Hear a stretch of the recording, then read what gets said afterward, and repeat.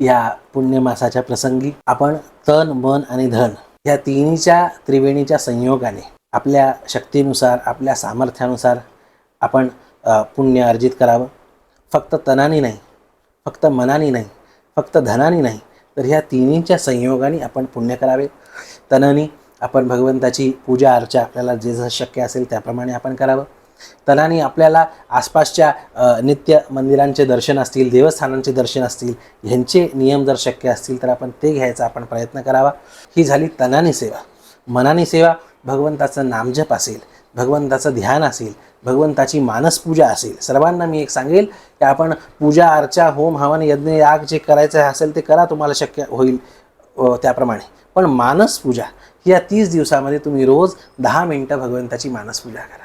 तुम्ही आसनस्थ झालेला आहात, भगवंत तुमच्या समोर आहेत आणि तुम्ही भगवंताच्या मूर्तीला नाही म्हणत, भगवंत प्रत्यक्ष समोर आहेत ही तुम्हाला भावना करायची. आणि तुम्ही ह्या गरमीच्या दिवसामध्ये छान भगवंताला शीतल चंदन लावत आहात, गंध लावत आहात, देवाला सुंदर सुगंधी पुष्पमाळा अर्पित करत आहात, देवाला अत्तर लावत आहात, देवाला दिव्य धूप दीप आणि नैवेद्य तुम्ही तुमच्या हाताने खाऊ घालत आहात. जसं नामदेव महाराजांनी आपल्या हाताने देवाला खाऊ घातलं, पिऊ घातलं, त्याप्रमाणे तुम्ही देवाची सेवा करत आहात. अशा प्रकारची मानसपूजा ही मनाच्या शुद्धीसाठी, ही मनाने होणारी सेवा आहे. आणि ही तर भगवंताची सेवा झालीच, पण लक्षात ठेवा कोणाही जीवाचा नघडो मत्सर ही सुद्धा मानसिक सेवेचा हा प्रकार आहे.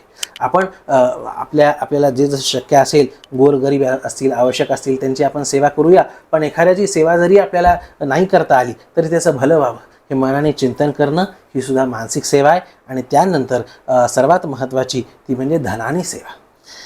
आपल्याकडे शरीराच्या शुद्धीसाठी व्रत जप नियम तप तीर्थयात्रा हे सांगितलेले आहेत. मनाच्या शुद्धीसाठी नामस्मरण असेल, ध्यान असेल, प्राणायाम असेल, योगाभ्यास असेल, हे मनाच्या शुद्धीसाठी सांगितले. पण लक्षात ठेवा धनाच्या शुद्धीसाठी एक मात्र उपाय सांगितला आहे आणि तो म्हणजे दान, सत्पात्री दान. असं आहे की तुम्ही गंगेमध्ये 108 बुडी मारल्यात तर त्यांनी तुमचं तन शुद्ध होईल, धन शुद्ध होणार नाही. तुम्ही पुष्कळ विशेष काही उपवास वगैरे केले त्याने तुमचं तन शुद्ध होईल. तुम्ही ध्यान केलं देवाचं तर तुमचं जे आहे हे मन शुद्ध होईल, पण धन शुद्ध होत नाही. आणि जोपर्यंत आपलं हे तिन्ही शुद्ध नसतात ना तोपर्यंत आपली परमार्थाची पुढची गती होत नाही. मला एक टेमेस्वामी महाराजांचा एक छोटासा प्रसंग मला आठवतोय. जरूर सांगा. ते ज्यावेळेस समाधीचा अभ्यास करत होते त्यावेळेस त्यांना काहीतरी कानामध्ये असा अंक ऐकू यायचा, 16 आणे 16 आणे का असं काहीतरी कितीतरी आणे असं ऐकू यायचं. आणि त्यांना समाधी लागत नव्हती. मग त्यांनी झालं असं की जे सावकारांकडून त्यांचा गृहस्थाश्रमामध्ये जो व्यवहार इत्यादी असायचा तर त्यांच्याकडे गेले आणि म्हणाले की तुमचं काही देणं बाकी आहे का. तर ते म्हणाले की माझ्या माहितीप्रमाणे नाही, पण मी एकदा चाचपडून पाहतो असं म्हणून त्यांनी ते वह्या वगैरे सगळ्या पाहिल्या आणि ते म्हणाले हो इतके आणे जे आहेत ते तुमचे बाकी आहेत. पण मी म्हणलं तुमच्यासारखे सत्पात्र आहेत आणि मी एवढं काय मी हे करायचं म्हणून मी तो हिशोब पूर्ण करून टाकला. टेमेस्वामी महाराजांनी ते धन घेतलं आणि म्हणाले अरे तू हिशोब पूर्ण केलास पण देवाने तो हिशोब नियतीने तो हिशोब पूर्ण नाही केला. म्हणून गहना कर मनोगती हे लक्षात ठेवायचं. आपलं धन शुद्ध होण्यासाठी एक मात्र जर कुठला मार्ग असेल तर तो दान आहे. आणि जर धन शुद्ध नसेल तर लक्षात ठेवा ते आपल्या घरामध्ये अशांती आणतं, आपल्या पुढच्या पिढींचं बुद्धी इत्यादी जे आहे हे विकृत करतं. म्हणून धनाने सुद्धा विशेष सेवा करावी आणि तन मन धन हे तर आहेच, पण आपल्या परमार्थिक गतीसाठी विशेष भगवंताचं श्रवण इत्यादी करावं, जेणेकरून आता तुम्ही हे श्रवण करताय म्हणून तुम्हाला प्रेरणा प्राप्त होती. तुम्हाला जर म्हणून नवधा भक्तीमध्ये सगळ्यात पहिली भक्ती जर काही सांगितली तर ती म्हणजे श्रवण भक्ती सांगितली. श्रवणम कीर्तनम विष्णू.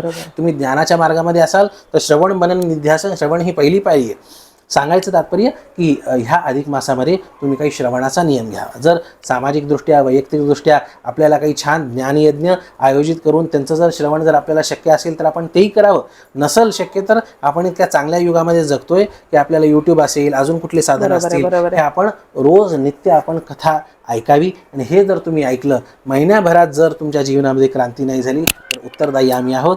तर भगवंताची अवश्य कृपा होईल. आणि तस्मात शास्त्रम प्रमाणते आम्ही आमच्या मनाचं तर काही नाही सांगत, जे जसं थोरा मोठ्यांनी शास्त्राने सांगितले त्याप्रमाणे आपण करावं.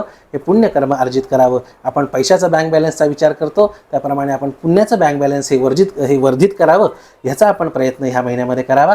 खूप आनंद आपल्या जीवनामध्ये येईल आणि यावा हीच भगवंताच्या चरणी प्रार्थना.